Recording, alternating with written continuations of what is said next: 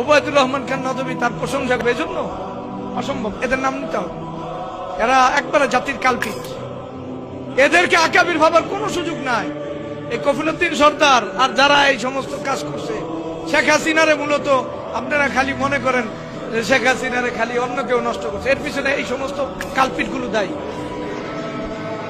কাল্পিট গুলো দায়ী। এই জাতি সর্বপ্রথম এটিরে পিটান দরকার ছিল।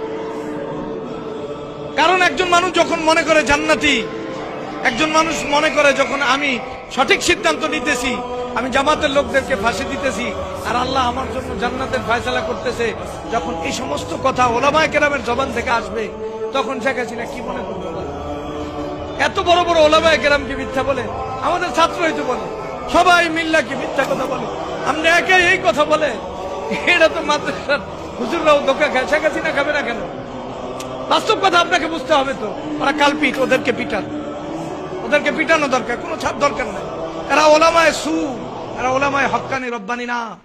ফাইনাল কথা, ওলামায়ে সু যদি চিহ্নিত না হয়, তাহলে সত্যিকারের ওলামায়ে কেরামের দাম থাকবে না।